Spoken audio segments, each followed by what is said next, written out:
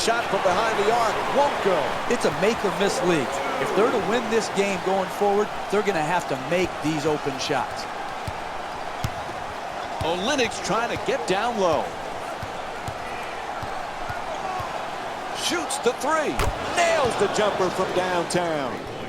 Made the most of his opportunity, and he knocked it in. 3-ball. The Bulls are talented. The Bulls are tough, Jeff. But the Bulls have not been healthy. As always, that's the key for this team. Absolutely, Mike. Health is imperative for every team, but particularly for the Chicago Bulls. And it starts with Derrick Rose.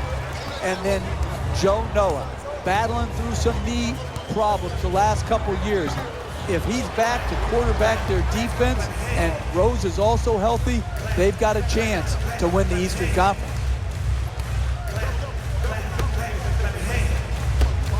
Nobody near him. Takes the three. No go from beyond the arc. You got to make it hard on a team in the first half. Set a tone. Close out, contest, give no open shots. Oh, he shoots it, and a nice finish at the basket.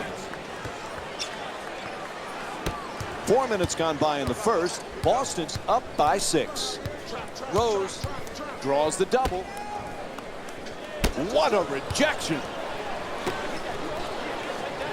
For 2, puts it in. He's averaging 20 points per game this season. The assist from number 13, Joakim Noah. Jeff, we saw glimpses of Derrick Rose last year when he was healthy. He is still one of the special players in the NBA. There's no question.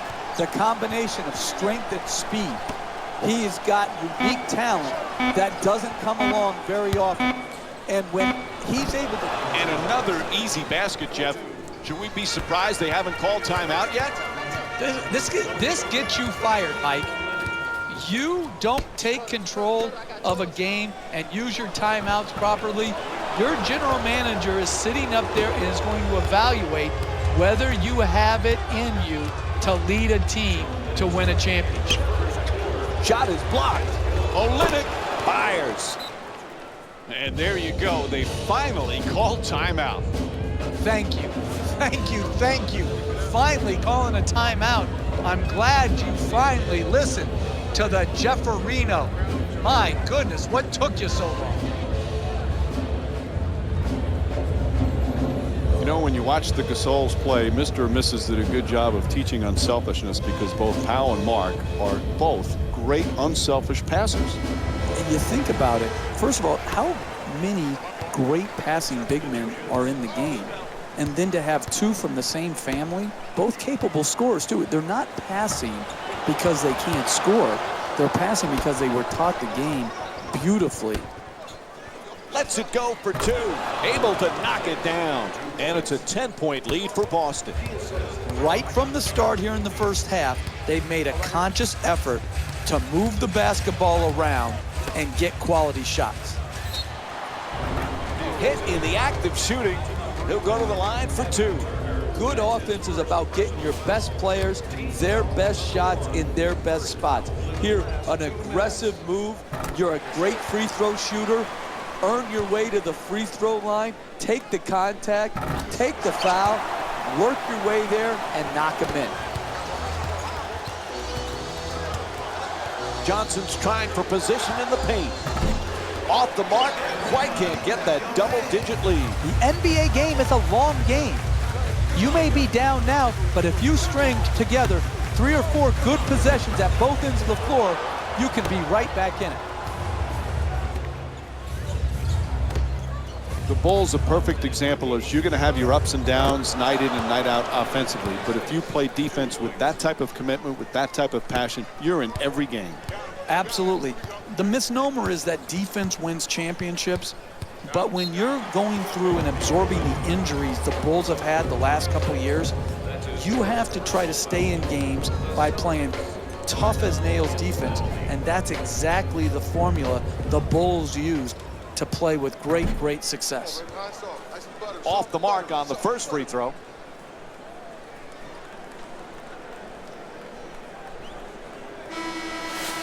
Subbing in for the Bulls, number 3, Doug McDermott. Clement.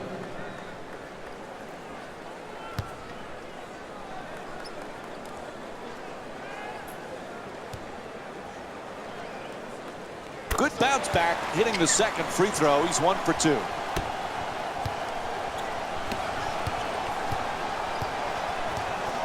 Fires for 2. Touch there, not this time. You can get that shot at any time in a possession.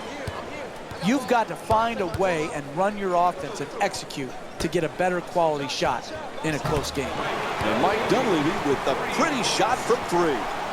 Got to be careful not to step out of bounds on the corner 3. He doesn't, and he knocks it home. From way downtown. The Celtics with the offensive rebound for a new 24. Johnson.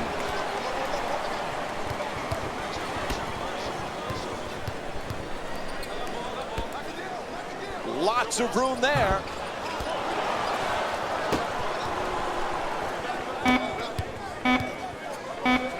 Gets it up for 2. Nice touch at the basket. Final seconds of the quarter, just flips it up. So that'll end the first quarter. The Celtics up by 8. Stay with us for more NBA action after this short break.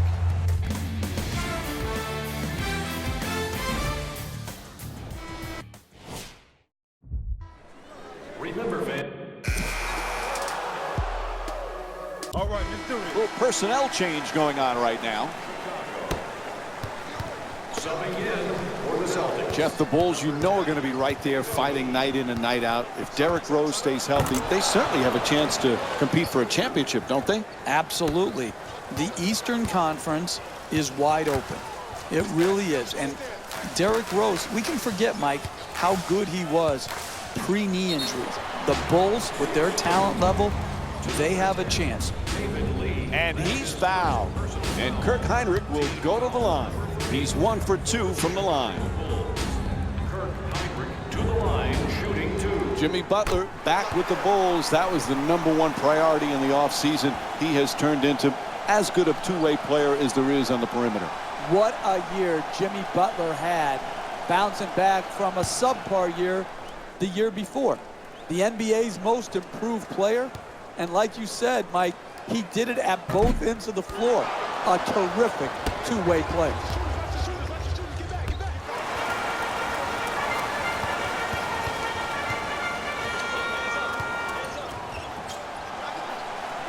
They double him. Rose against Bradley. Hinrich from downtown, plenty of room. Off the mark from 3. Kirk Hinrich's 0 for 2 from three-point territory. They just can't seem to get locked in from distance. There's been too many misses on wide open opportunities.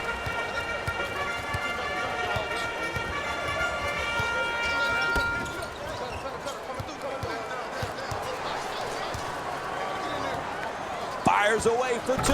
Gets it to go. And Joakim Noah with 5 points. Hey, you can only control what you can control. The defense there was great. It was just a better shot. From beyond the arc, it's good. And they extend the lead to double figures. And here's another look at that three-pointer. Nothing prettier than the spot-up three-point shot. That one was dead center right from the start.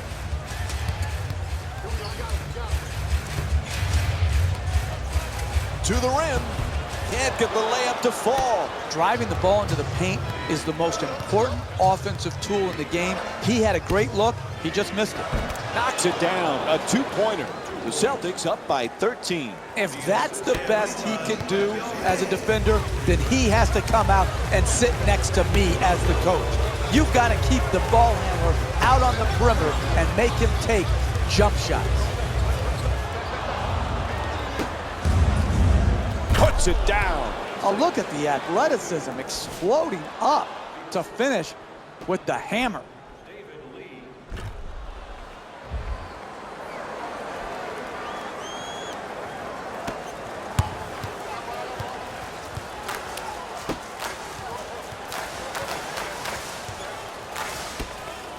Heinrich for two with a wide open shot. Heinrich's attempt won't go.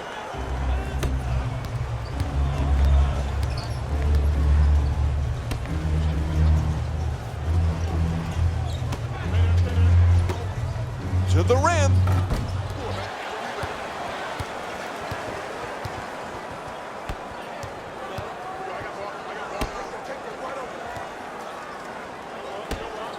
Wide open for three. The Bulls with the offensive rebound for another possession. It'll count if it goes. Buzzer sounds, and the first half comes to an end. Boston's up by 15. We'll be right back with more Thursday Night Basketball here on ESPN after this timeout. Welcome to the EA Sports Halftime Report, brought to you by yours truly, Jalen Rose. The Celtics dominated this matchup from the opening tip, and they've been showing off some excellent shooting, and it's ultimately points that win games. So if they can keep this up, there's a great chance they can finish with a victory. These are the guys getting buckets for the Boston Celtics. The Bulls have got themselves in a bad situation that seems likely to only get worse. And it's easy to see how it got so bad with just a passing glance at their shot chart. These are the guys getting buckets for the Chicago Bulls. Game track. Field goal percentage. The Chicago Bulls definitely wouldn't mind having their opponent's field goal percentage. Unlike them, it's been 4 shots and poor effort. It was not a great half. Most of their bricks were laid in the opening quarter. Player of the half. Clark has made an impact with his scoring in this matchup. He started this game hot, putting up most of his points in the opening quarter. I wouldn't be surprised if he exceeds that mark at some point in the second half. And here's the shot chart telling its own story.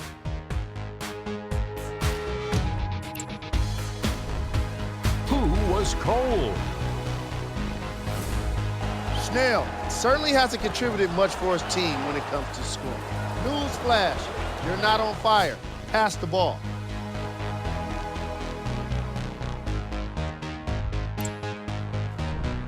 Here's our top plays from the first half. Number 3. Number 2. Number 1.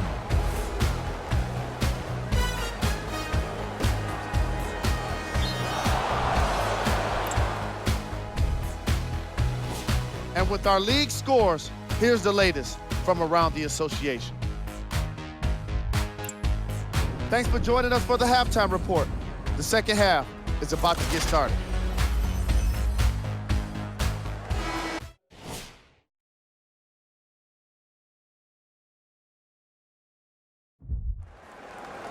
And we're back at the United Center for the second half. Along with Jeff Van Gundy, Mike Breen on hand. Boston's got to be very happy, Jeff. Both ends of the floor, very impressive in that first half. What do you look for now? Well, if you're their coaching staff at halftime, you're just imploring your team, keep going. It's like when you're playing this well, you don't even want to take halftime. You just want to stay out on the court and keep going because you have such a rhythm to your game. There's the double team. There's the pick. Snell jump shot. Knocks down the three-pointer. Tony Snell with 5 points. Big time corner 3 right there. Pau Gasol was a champion in Los Angeles, Jeff. He wants to be a champion in Chicago. He's been a nice fit for the Bulls. So many people thought his career was on the downside when Chicago signed him a season ago. But he proved last year to be, along with Jimmy Butler, the 2 most important players on their roster. Pau Gasol really was good for the Bulls last year, and I expect it to be an excellent addition again this year. So he goes one.